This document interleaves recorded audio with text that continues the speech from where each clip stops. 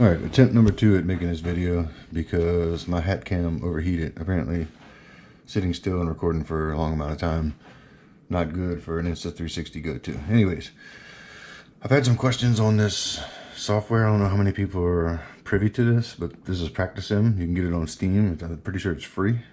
And in my opinion, with the constant updates that they're putting out and stuff like that, it's a pretty superior stage design tool. And it has all kind of stuff built into it. I'll kind of brush over that, but I've had questions about the software. And I figured what better way than to use a stage that I've shot back in 2016. This is at Frostproof at Florida Open. And this is stage 11. Pretty complex stage. I just want to kind of show how fast you can replicate it from nothing. So we'll watch this real quick and then I'll go over the program with you. I'm gonna shoot that first, leave those for entry later. It's basically a symmetrical stage. These are the activators for this. And then it's the opposite on the other side. Shoot those on entry, activate from this side for the swinger over here. And then finish on the partial. So let's back it up to where we can see more of the stage in case we need reference. Okay, so basically it just looks like there's 2 shooting lanes and then 2 little cubbies on either side that you can only shoot from inside the ports. And then they want you to activate across. There's a couple targets in the back. There's a no shoot covered partial directly center in the back, which you can engage from either side. So that brings us here to Practisim. And so the bay dimensions I've got on now is 60 feet wide, 100 feet deep. And you can change that by going up to the top up here and going to edit. The bay, you can choose the, if you want it plastered walls or stones or whatever. Hedge, usually the targets pop on hedge pretty well. And then I use medium gray as the ground texture. You could do whatever you wanted, mud, sandy soil, you could do beach, sand. You can basically find something that will duplicate what your range looks like. But in either case, this isn't the most printer friendly thing, but it is the easiest to see targets and stuff like that on. So anyways, let's get started. Down at the bottom, I've got my presets. This is the stuff that I use quite often. I can actually get rid of the fault lines because I've been using their little fault line drawing tool, and I'll show you that in a couple of minutes. But I guess we'll start at the back since we know where that stuff is. Centered, we've got that no shoot covered target. When you hit enter, it'll bring up your inventory basically, and you can do stuff like fly in and put a no shoot where you want it at. Let's say there, and then let's start creating walls. So I think they had a wall like dead center-ish just to block it from being able to shoot in the middle. And then let's create some shooting lanes. So to keep these pretty symmetrical, I'm gonna put it on the same line and then copy it, and then we'll just make sure that this foot, when it's put in the same spot, is ending in the same spot. So it needs a little more. Cool. And then 3.5-ish right there. So that'll be our shooting lanes that we'll put our targets out of, and you can always check angles and stuff, which is really cool. All right, so then it looks like that they put another wall here-ish.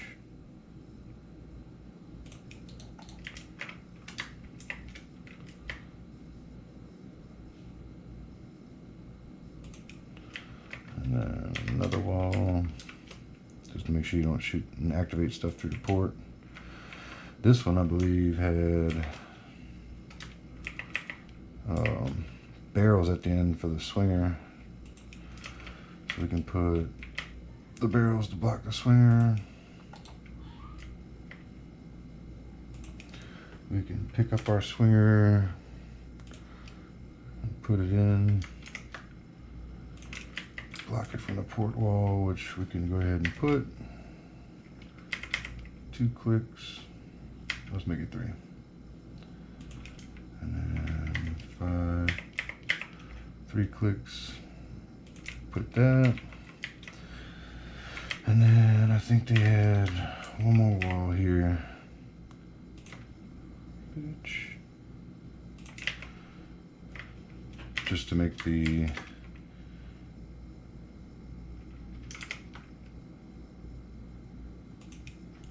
I'll widen this bay just a smidge.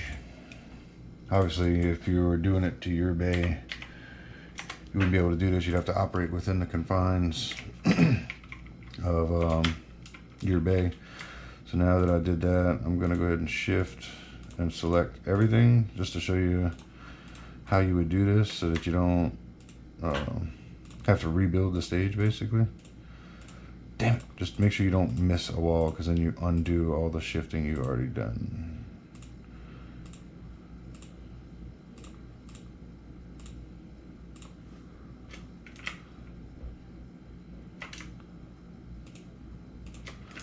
So now, when I grab one thing, I'll be grabbing all things, and I can just shift the whole thing over to center it. And then shift click the ground, and I'm back to nothing.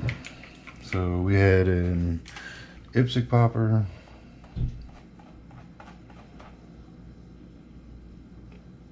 There she goes. And we'll do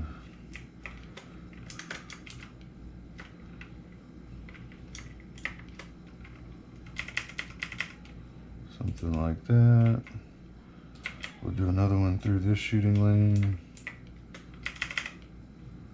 Something like that, and that. And then we'll do an open target next to it like was in that video. And then since we already have our thing down, we can go ahead and put the activation on it. So let's say this popper will activate this swinger. And then we can go ahead and do our other shooting lane. Turn that to us, put that right there, that right there. Another target, open target, right there. And then let's pick a activated paper target.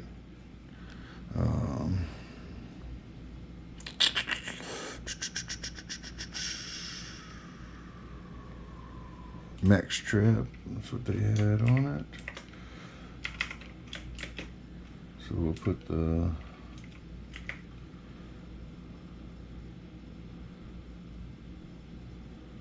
max trap here. Sorry, I was thinking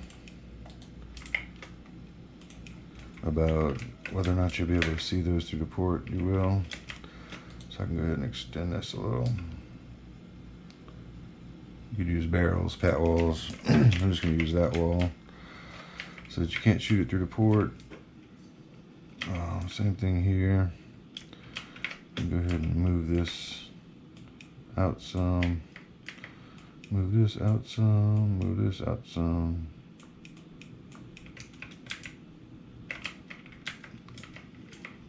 And it's basically blocked.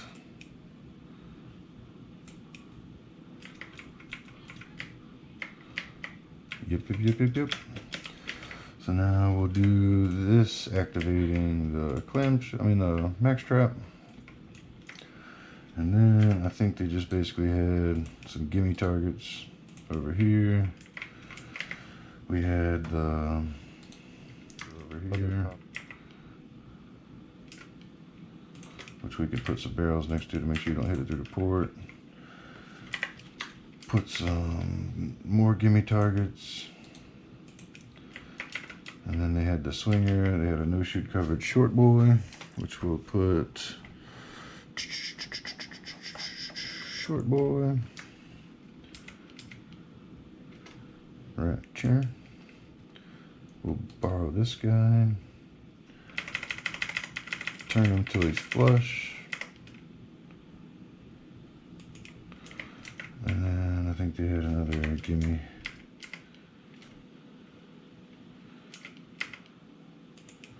Somewhere over there. So now we'll do the fault lines, which, let's check this again.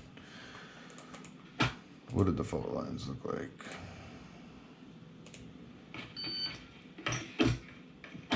A triangle. So, and I guess that's how they were keeping you from being able to shoot those inside things. So F7 is how we draw fault lines. We'll pick a spot like right here-ish, draw a fault line all the way across to the other one,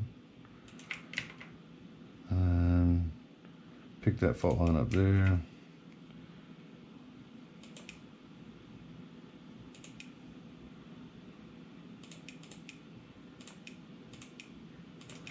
Now this is rough, obviously. You would want to you know, clean this stuff up, but just for demonstration purposes.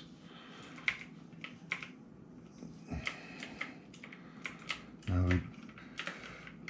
for minimum engagement distance, we may need to put another barrel there, just so you have to hit it on entry. It disappears a little sooner. Good part is we can go ahead and hit F6 and select the last place we can see it at.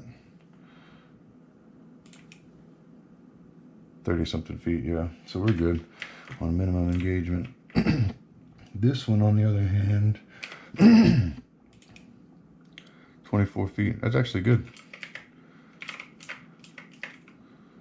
21, 22, yeah. I mean, we just really need to block it from being able to be shot from like all the way up here. So yeah. So that's pretty much it. That's 11 minutes since I started the video, and we watched a 30-second stage video first, but we just created this whole stage just that quick, and we've got them activated. So cool part is I'll go to simulation and it's going to drop me out the sky. Pew! So now you can actually run the stage and shoot it, and it'll actually activate the targets and stuff too, which is cool. So I think it's enter. Are you ready? I'm ready. Stand by.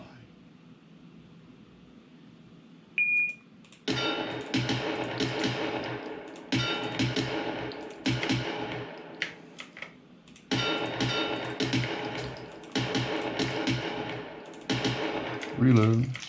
Come in.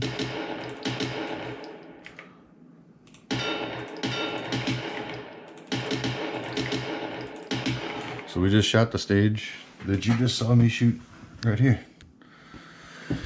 And then the cool part is the other built-in stuff that they have. So if you go up to edit, you can change the environment. Like right now it's sunny. I usually take pictures in the warehouse. It's where there's like no, you can turn off shadows and stuff, but the lighting gets weird during the day. And then the only funky thing is when you try to take stage pictures. So you go up to edit and then cameras, and it's usually like you actually have to, unless somebody knows any way different, you have to actually click all of these to get the camera in position. So we'll do back, right, back, back, back, back, back, back, back, back, back, back, back, back, back, back, back, up, up, up, back, back, back, left, left, left, left. So you can take that picture, or you can move to another position and take a picture, because you really can't see the steel over here. So maybe you want to go to right and then yaw left, right, right, right, right, right, right, back, back, back, back, back. And you can see everything from that position. But you can save these stage pictures for your own WSBs, and then they'll even go a step further.